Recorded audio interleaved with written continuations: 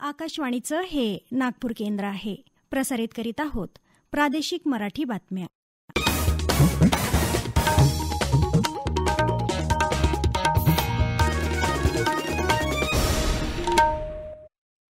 आकाशवाणी नागपूर.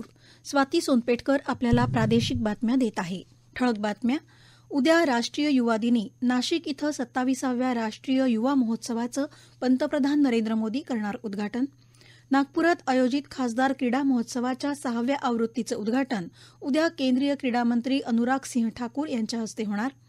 केंद्रीय नागरी उड्डाण मंत्री ज्योतिरादित्य सिंधिया यांच्या हस्ते उद्या मिहान सेज इथं AAR इंदामर टेक्निक्स MRO सुविधेचं उद्घाटन आणि राज्यासह विदर्भातील नवीन वैद्यकीय महाविद्यालयांमध्ये प्रवेश प्रक्रिया सुरू करावी, वैद्यकीय शिक्षण मंत्री हसन मुश्रीफ यांचे निर्देश. पंतप्रधान नरेंद्र मोदी उद्या 12 जानेवारीला महाराष्ट्राच्या दौऱ्यावर असून 30,500 कोटींहून अधिक रकमेच्या अनेक विकास प्रकल्पांचं उद्घाटन, पायाभरणी करून राष्ट्राला समर्पित करतील. पंतप्रधान मोदी अटल बिहारी वाजपेयी शिवडी न्हावा शेवा अटल सेतूचंही उद्घाटन करतील. उद्या 17,840 कोटी रुपये खर्चून बांधलेला अटल सेतू हा भारतातील सर्वात लांब पूल आणि देशातील सर्वात लांब सागरी सेतू आहे. महिला सक्षमीकरणासाठी महाराष्ट्रात नमो महिला शक्तीकरण अभियान सुरू होणार आहे. उद्या 12 जानेवारी रोजी भारतभर स्वामी विवेकानंद यांची जयंती युवा दिन म्हणून साजरी होत आहे.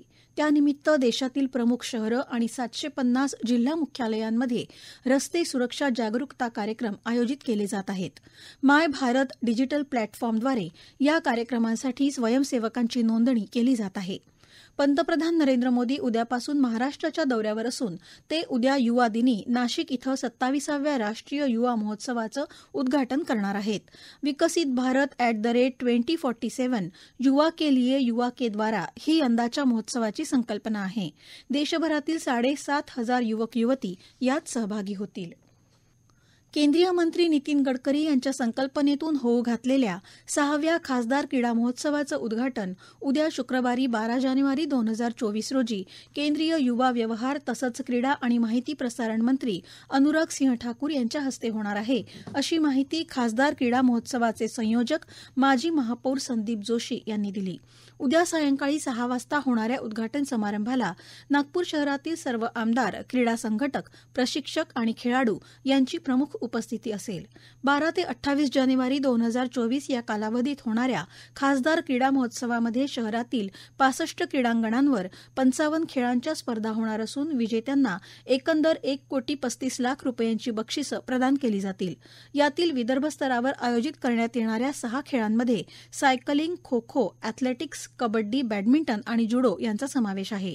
उद्या सायंकाळी 5:30 वाजता आयोजित या उद्घाटन सोहळ्यात खेळाडू विविध प्रात्यक्षिकं सादर करणार आहेत. विकसित भारत संकल्प यात्रा ही आतापर्यंत 12 कोटी लोकांपर्यंत पोहोचली आहे. सरकार जेव्हा लोकांच्या दारापर्यंत प्रशासनाचा लाभ घेऊन जातो तेव्हा ती खऱ्या अर्थानं लोकशाही असते, असं प्रतिपादन केंद्रीय माहिती आणि प्रसारण तथा क्रीडा आणि युवक व्यवहार मंत्री अनुराग ठाकूर यांनी केलं. आज भायखळा इथं विकसित भारत संकल्प यात्रेला त्यांच्या उपस्थितीत सुरुवात झाली तेव्हा ते बोलत होते. त्याआधी काल मुंबईत त्यांनी विकसित भारत संकल्प यात्रेच्या नागरिकांशी आणि लाभार्थ्यांशी संवाद साधला. विकसनशील असलेल्या आपल्या भारत देशाला सन 2047 पर्यंत विकसित करायचं असेल तर प्रत्येक भारतीयानं खारीचा वाटा उचलायला हवा, असं ते म्हणाले आणि तरुणांना तंदुरुस्त राहण्याचा सल्ला दिला. विकसित भारत संकल्प यात्रेचं संपूर्ण देशभरात 15 नोव्हेंबर 2023 ते 26 जानेवारी 2024 या कालावधीत आयोजन करण्यात आलं आहे. पेपरफुटीची वाढती प्रकरणं लक्षात घेता पारदर्शक पद्धतीनं परीक्षा होण्यासाठी TCS आणि इतर कंपन्यांना देण्यात आलेली मुदतवाढ रद्द करावी, पेपरफुटीचा आरोप होत असलेली सध्याची तलाठी पदभरती रद्द करावी आणि यापुढील सर्वच परीक्षा MPSC मार्फत घ्याव्यात, तसंच परीक्षा घोटाळ्यांवर श्वेतपत्रिका काढावी, अशा विविध मागण्या विधानसभेचे विरोधी पक्षनेते विजय वडेट्टीवार यांनी मुख्यमंत्र्यांकडे केल्या आहेत. त्याचबरोबर खासगी IT कंपन्यांना नफा मिळवून देण्याचा सरकारचा उद्योग असून सरकारनं बेरोजगारांचं भवितव्य घोटाळेबाजांच्या दावणीला बांधलं असल्याची टीकाही वडेट्टीवार यांनी केली.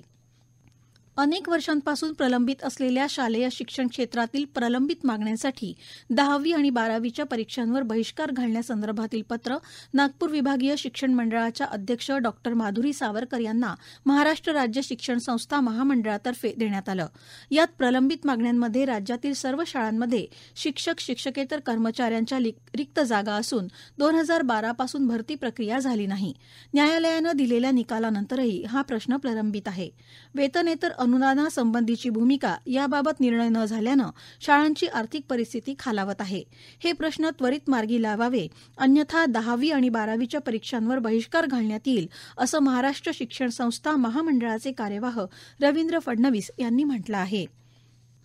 या प्रादेशिक बातम्या आपण आकाशवाणीच्या नागपूर केंद्रावरून ऐकत आहात. आमच्या केंद्रावरील सर्व बातम्या ऐकण्यासाठी आणि ताज्या घडामोडी जाणून घेण्यासाठी Marathi news Nagpur all India radio या आमच्या यूट्यूब चॅनलला नक्की सबस्क्राईब करा. केंद्रीय नागरी उड्डाण मंत्री ज्योतिरादित्य सिंधिया यांच्या हस्ते उद्या 12 जानेवारी रोजी नागपूरच्या मिहानसेज इथं असलेल्या AAR इंदामर टेक्निक्स MRO सुविधेचं औपचारिक उद्घाटन होणार आहे. केंद्रीय रस्ते वाहतूक आणि महामार्ग मंत्री नितीन गडकरी हे उद्घाटन समारंभाचे प्रमुख पाहुणे असतील, तर माजी केंद्रीय मंत्री डॉ प्रफुल्ल पटेल देखील या कार्यक्रमाला उपस्थित राहणार आहेत. सकाळी 10:30 वाजता हा उद्घाटन सोहळा होणार आहे. राज्यातील नवीन मंजूर शासकीय वैद्यकीय महाविद्यालयांमध्ये वैद्यकीय शिक्षण घेणाऱ्या विद्यार्थ्यांना प्रवेश देऊन महाविद्यालय सुरू करण्याच्या दृष्टीनं सर्व तयारी तातडीनं करण्यात यावी. शासन स्तरावरील प्रस्ताव असतील तर ते तात्काळ सादर करण्यात यावेत, अशी सूचना वैद्यकीय शिक्षण मंत्री हसन मुश्रफ यांनी संबंधितांना दिल्या. आज मंत्रालयात राज्यातील नवीन मंजूर शासकीय वैद्यकीय महाविद्यालयं, रुग्णालयांच्या विविध समस्यांबाबत आयोजित आढावा बैठकीत मुश्रीफ बोलत होते. मुश्रीफ यांनी अंबरनाथ, भंडारा, गडचिरोली, बुलढाणा, वर्धा, हिंगणघाट, अमरावती, हिंगोली, जालना, नाशिक, वाशिम, ग्रँट शासकीय वैद्यकीय महाविद्यालय, मुंबई या शासकीय वैद्यकीय महाविद्यालयांसाठी जागांची उपलब्धता, सार्वजनिक बांधकाम विभागाकडून बांधकाम प्रगती, शासकीय जमिनींचं हस्तांतरण, निधी वितरण विषयी आढावा घेऊन संबंधितांना निर्देश दिले. राज्यातील विविध प्रांतातील संस्कृतीचं आदानप्रदान, स्थानिक कलाकारांसाठी व्यासपीठ, लुप्त होत चाललेल्या कला आणि संस्कृतीचं जतन आणि संवर्धन तसंच स्वातंत्र्य लढ्यातील ज्ञात अज्ञात लढवय्यांची माहिती जनसामान्यांपर्यंत पोहोचवण्यासाठी राज्यातील प्रत्येक जिल्ह्यात 5 दिवसीय महासंस्कृती महोत्सवाचं आयोजन करण्यात येणार आहे. या अंतर्गत नागपूर जिल्ह्यातील रामटेकच्या नेहरू मैदानात महासंस्कृती महोत्सवाचं आयोजन 19 ते 23 जानेवारी दरम्यान करण्यात येणार आहे. स्थानिक कलाकारांसह हेमा मालिनी, कैलास खेर यांच्यासारखे अनेक दिग्गज कलाकारांचा यात समावेश असणार आहे.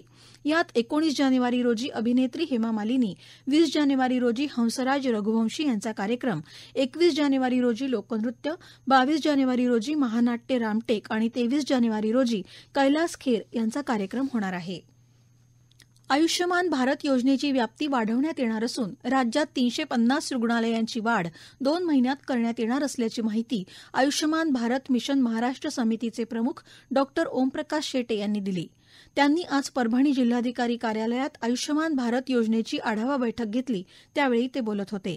अपघात झालेल्या रुग्णाला जवळच्या रुग्णालयात दाखल करताना 2 ते 3 लाख रुपये द्यावे लागतात. त्यामुळे सरकारी दवाखान्याच्या शोधात उपचारासाठी विलंब होतो.